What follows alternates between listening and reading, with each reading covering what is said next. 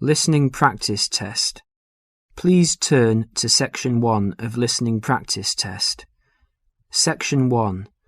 Listen to the conversation between a Japanese student and a housing officer and complete the form. First, you have some time to look at questions 1 to 5.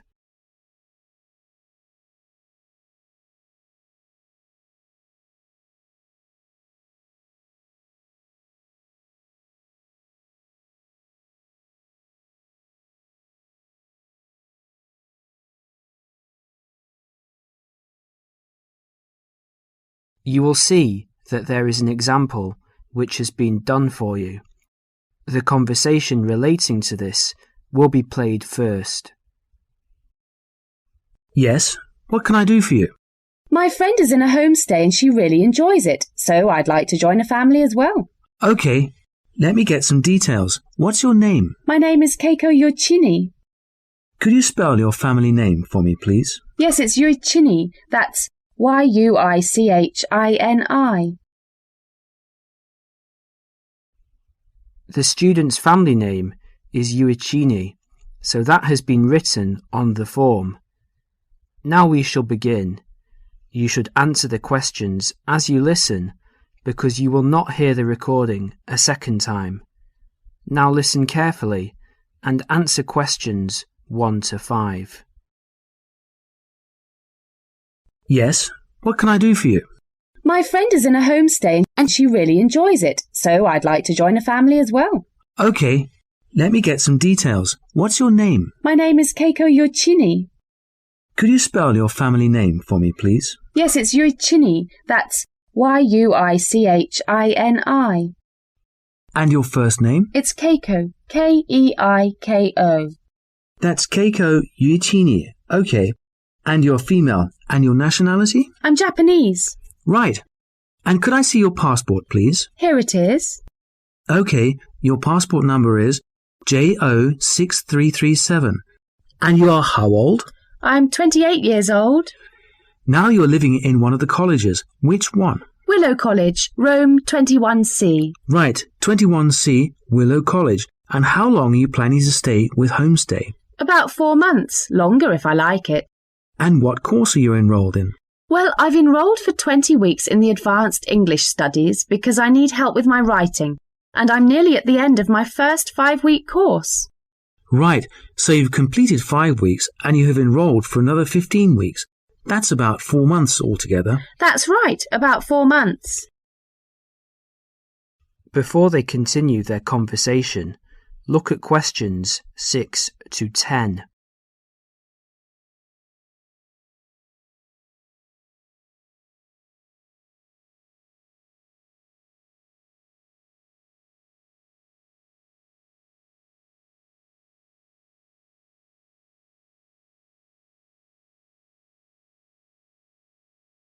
As you listen to the rest of the conversation, complete the form by filling in the numbered spaces 6 to 10. Okay. Do you have a preference for a family with children or without children? I like young children, but I like to be with older people. You know, I like someone of my own age. Okay. And do you smoke or drink? No and no. Would you mind being with a family of smokers? Yes, I would. I don't like smoking. I'd rather be with a family of people who do not smoke or drink. Okay, and what about pets? Oh, I love animals. I'm a veterinarian, so that's fine. The more the better. All right. Now what about you? Are you a vegetarian or do you have any special food requirements? No, I'm not a vegetarian, but I don't eat a lot of meat. I really like seafood. And what about your hobbies? I like reading and going to the movies. Do you play any sports? Yes, I joined the handball team, but I didn't like that, so I stopped playing. You know, I played tennis on the weekend with my friends. All right, let's see. Name, age, transport. Are you familiar with the public transport system? No, I'm not really, because I've been living on campus. I've been to the city a few times on the bus, but they're always late. What about the trains? I like catching trains. They're much faster. Well, let's go and check on the computer to see what I've got. Listen, would it be okay to leave this with me?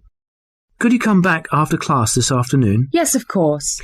I'll check my records and I will give you details this afternoon. Thank you for your help.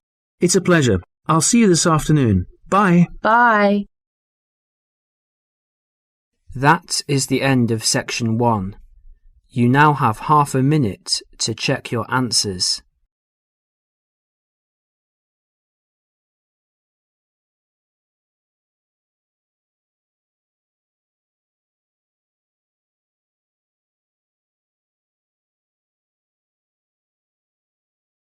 Section 2. You are going to hear a talk given by a tour guide about travel to Esnia. First look at questions 11 to 14.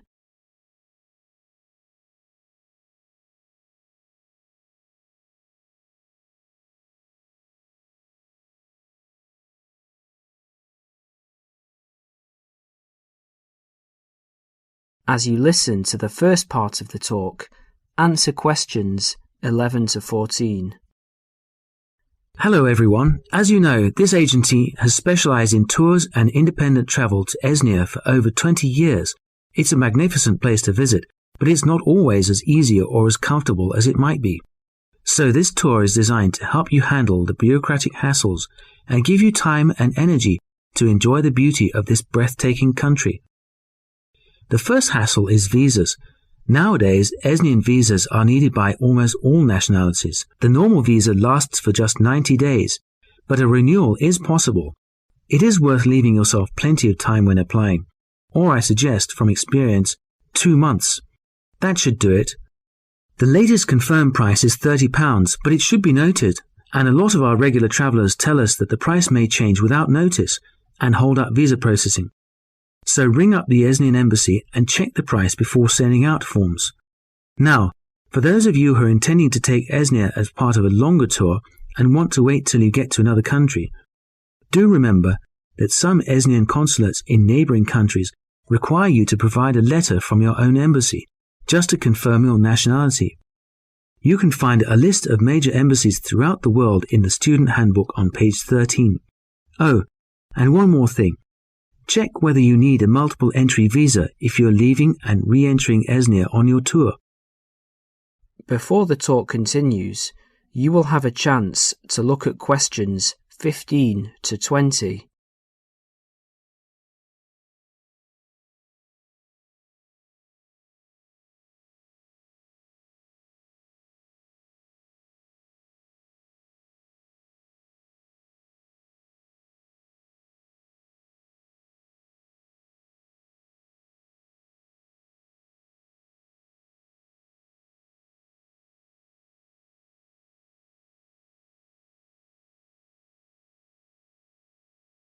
As you listen, complete the summary and answer questions 15 to 20. Now, some miscellaneous general advice. Firstly, if you're rich enough to bring in over $1,000 in cash or traveller's checks to Esnia, you need to fill in the currency form. Don't forget this. You could get into trouble if you do. You must declare all of your items and more expensive items, such as video cameras, on a tourist export form, which you can arrange to carry in advance.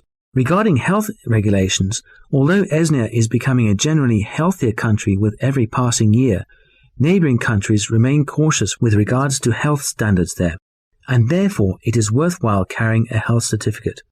The one you need is the BM276. Now all of you here are students, and there will be plenty of concessions for young people travelling in Esnia.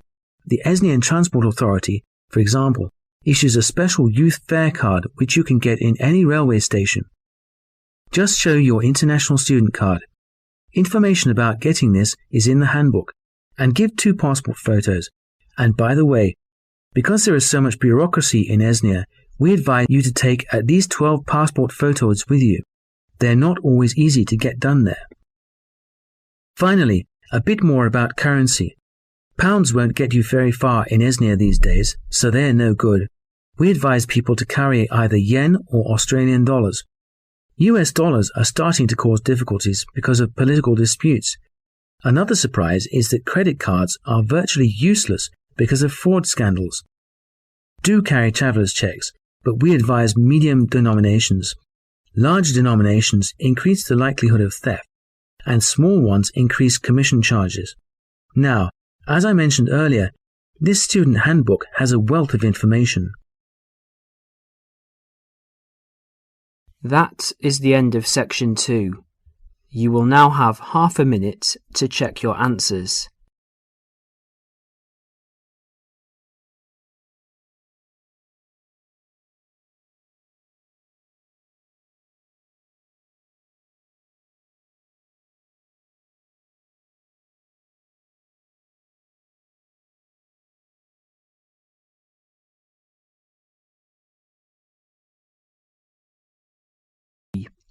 Section 3. In this section, you will hear a discussion about shopping habits. First look at questions 21 to 24.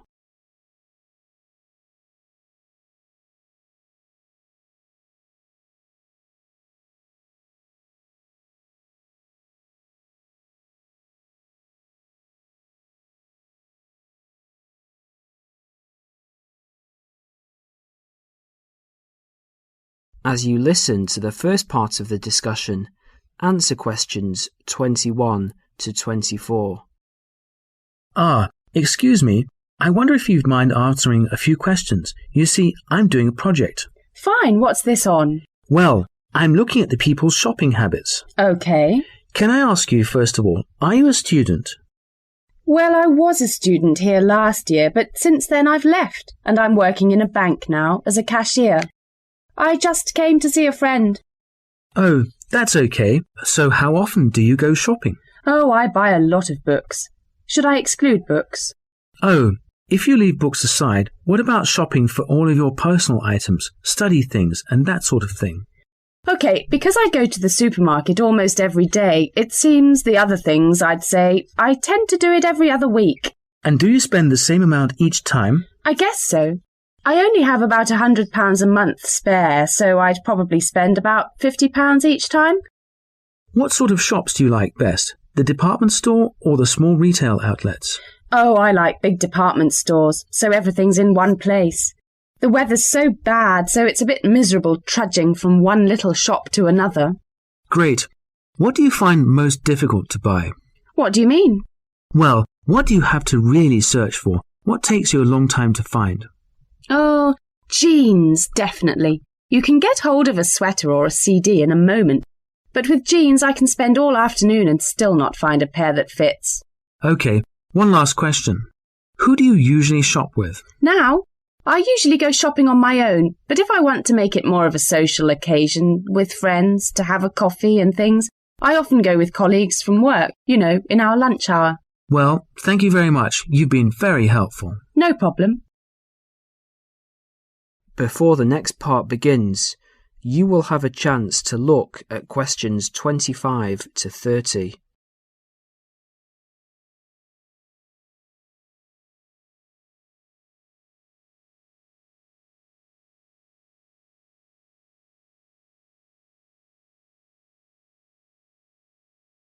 As you listen, answer questions 25 to 30. Hello, Dale. How did you get on with your shopping inquiries? Well, I got 50 people to answer questions and the results were quite interesting. OK, let's have a look. Well, those were handouts and here you can see that the majority of people I interviewed said they went shopping once a week. Most often, that was the weekend. Right. For those people who spend enormous amounts of money, if you see this chart, you can see that half the people spend £45 a month, and while 15% of people spend more than that, an average of £75, the rest spend relatively small amounts. Even the regular shoppers spend no more than £20 a month. Window shoppers? Yes, I asked them what kinds of shops they prefer, and the response was unanimous. Everyone went for department stores. I think that's what young people today want. That's understandable, and that's a useful statistic, I think. I also talked to them about the things they found most difficult to buy. I thought the answer was going to be something like books or study materials, but it's always clothes. They have problems with things related to hobbies. As far as sportswear is concerned, they complain about the lack of shops that sell it. Not many have trouble buying sweaters and things like that. but shoes and trousers were really problematic. Was that, again, because there just isn't enough variety? Yes, they say everywhere they just come across the same styles, so they just give up after a while.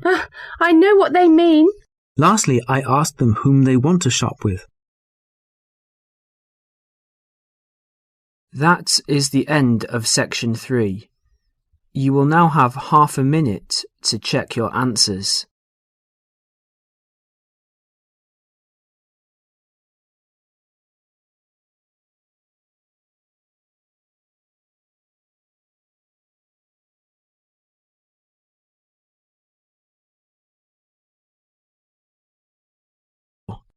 Section 4. In this section, you will hear a lecture about study and answer questions 31 to 40.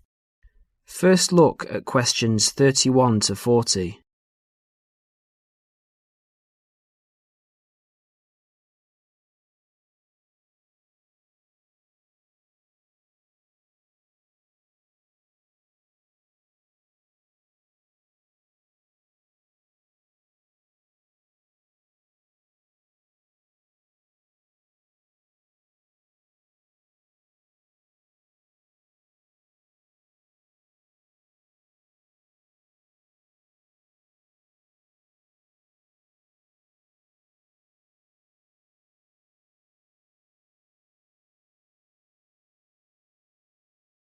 As you listen to the lecture, answer questions 31 to 40.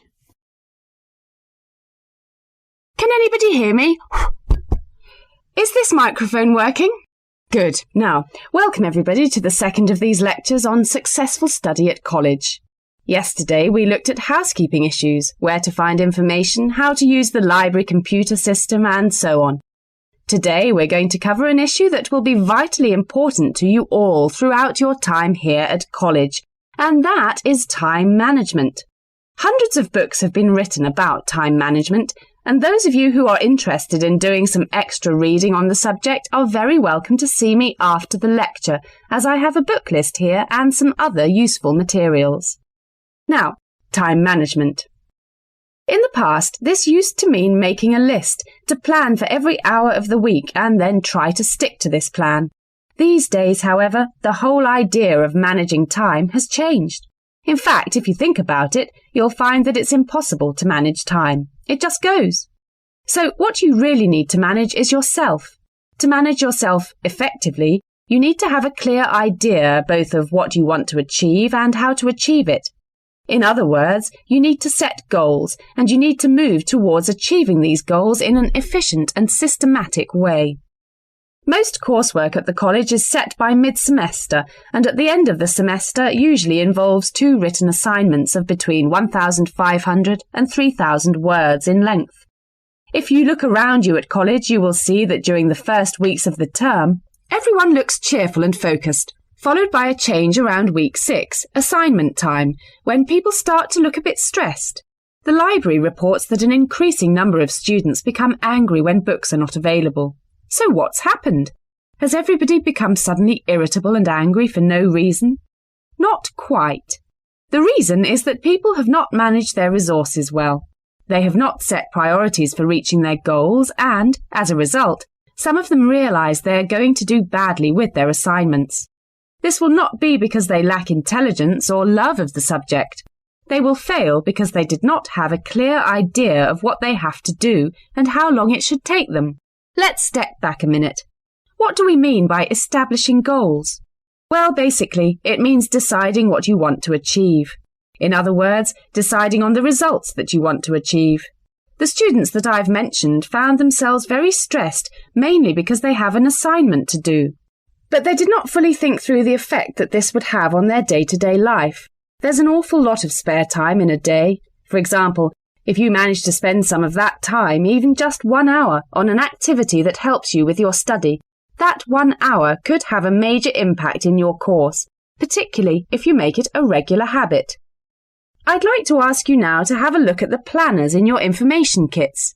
You will see that there are 3, 1 term planner, 1 weekly planner, and 1 daily planner. The term planner is to help you get an overview of everything that you will need to do for the term. The weekly planner is to help you week by week, and the daily planner will help you with the really detailed planning.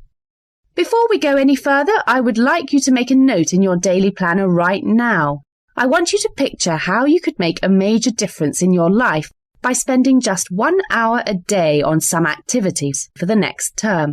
Background reading, for example, or preparing a bibliography. Now imagine the benefit at the end of the term. The term diary and the weekly diary are the most important ones. However, a week is really the shortest time you have to establish an overview of your time for planning purposes. Now you need to set priorities for the term. Work out how you could achieve those priorities and the results that you desire. If you can get into the habit of planning like this, you'll soon find that you've actually had more time than before to spend on relaxation and other activities that you enjoy. Now let's share some of the ideas that you've come up with. I'll divide you up into groups to share your ideas. OK. That is the end of section 4. You will now have half a minute to check your answers.